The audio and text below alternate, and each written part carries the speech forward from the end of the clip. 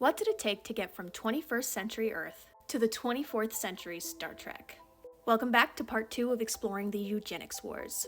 We left off in our shared history of 1927. In the 1920s and 30s, immigrants and disabled were being villainized, both being equated with a propensity for criminality and an economic burden on the state.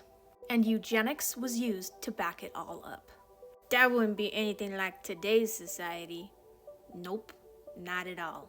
But around the 1930s, people started to become more critical of these eugenic ideals. In 1932, the third and last International Congress of Eugenics was held. And this time, there was a lot of pushback. Geneticist Thomas Hunt Morgan, who had once been supportive, and statistician Raymond Pearl, among the dissenters. They pointed out the experimental methods that were being used were lackluster and overly simplified, and it was being used to uphold their racist and classist biases. Geneticist Herbert Jennings criticized the belief that European immigrants were more prone to being criminals than any other type of immigrants. Specifically, they did not like the Italians and the Polish. Any Europeans from non-English speaking countries, non-Nordics. Finally, there was pushback to these ideas. What they were trying to base in science and genetics was actually mostly bias. In 1939, the Eugenics Record Office was closed. World War II was beginning, and people in the United States began to learn how Germany was using eugenic policies, and that these policies were inspired by the policies of the United States. People began to see the actual consequences of their beliefs, and the dehumanization that it caused. Eugenics fell out of favor with the population as they saw the consequences unfold.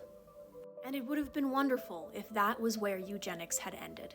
But as time passed, scientists came up with new defenses for their eugenic beliefs, such as overpopulation and economic collapse, and doubling down that disabled people, those with serious hereditary defects, should still be placed in institutions and involuntarily sterilized. Involuntary sterilization is an ongoing problem. Star Trek was first written by Gene Roddenberry. In World War II, Gene Roddenberry was a bomber pilot for the U.S. Army Air Corps.